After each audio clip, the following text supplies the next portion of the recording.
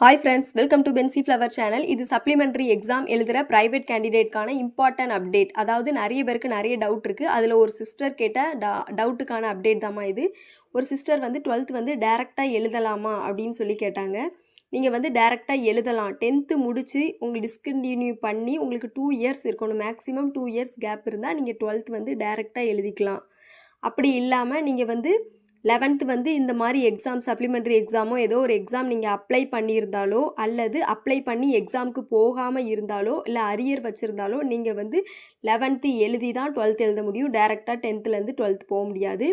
Example நீங்கள் 2024 10th முடித்து discontinue பண்ணியிருந்தால் நீங்கள் இப்போ வந்து எழுதிக்கலாம். இப்போ எழுத போகிற எக்ஸாமில் நீங்கள் எழுதிக்கலாம். அப்புறம் வந்து குரூப் வந்து பயாலஜி குரூப் எடுக்கலாமான்னு கேட்டிருந்தீங்க. நீங்கள் என்ன குரூப்னாலும் எடுக்கலாம். அது நீங்கள் போய் அப்ளை பண்ணுற ஸ்கூலில் என்ன குரூப் இருக்கோ அந்த குரூப் நீங்கள் எடுத்துக்கலாமா. ஆனால் நீங்கள் 10th முடித்து 11th எடுக்கிறதா இருந்தால் அந்த மாதிரி குரூப் எடுத்துக்கலாம். இல்லை நீங்கள் இப்போ டேரெக்டாக எடுக்கணும் அப்படின்னா உங்களுக்கான அப்ளை டேட் வரும்போது அதுக்கான இன்ஸ்ட்ரக்ஷன் கொடுப்பாங்க. அதை பார்த்து தான் நம்ம சொல்ல முடியும். தேங்க்யூ ஃபார் வாட்சிங். வேறு எதுவும் டவுட் இருந்தால் கமெண்ட்டில்